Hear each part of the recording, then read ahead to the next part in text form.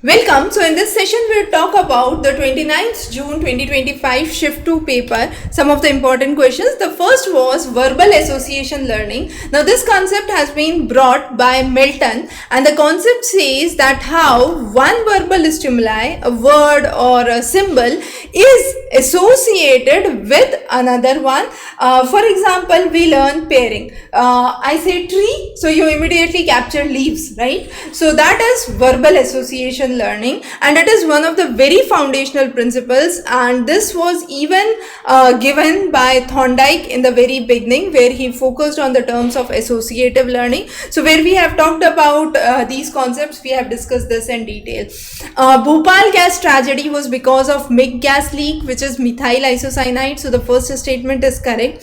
Hiroshima and Nagasaki were the incidents caused due to radioactivity because of the nuclear bomb. Bhuj was because of the earthquake, so this is incorrect. Fukushima disaster occurred because of the tsunami impact, and Chernobyl was because of the nuclear leak.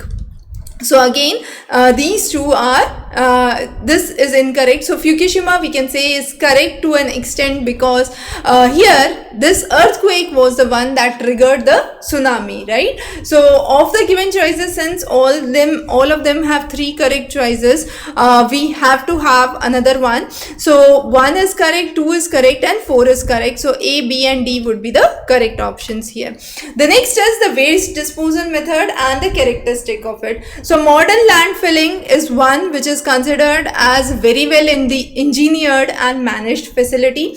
Open land dumping is one of the very low cost ones, because you have to simply have an open ground where you dump it, so there is no cost involved in it. Incineration is considered a approach where you are reducing the waste volume because you are burning it, and ultimately it's turning into ashes. Bioconversion into compost is, of course, as it is bioconversion, so the name itself says it is eco-friendly in nature, so this would go with eco-friendly. So those are the correct matches here. The next is the fallacies and the correct names for those. So ad hominem is one where you are attacking a person for something rather than the issue. So for example, if you are not happy with the policy implementation, you are not focusing on the policy, but you are focusing on the person who brought the policy, right?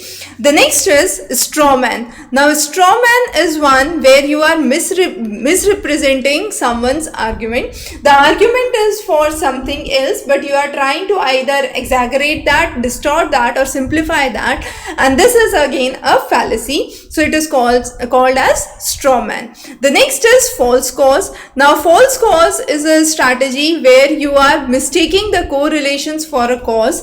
As the name suggests, it's a false cause, so you are incorrectly assuming that this connects to this. However, in reality, it does not, right? And then red herring. Red herring is one where you are diverting the attention to another issue deliberately because you don't want a discussion on the existing issue. And this is you are sidestepping from the actual argument which is taking place. Now, which of the following is not a communication modality? So chronotoxic is not a communication modality, as the name suggests. Proximus is how a person appear near to someone.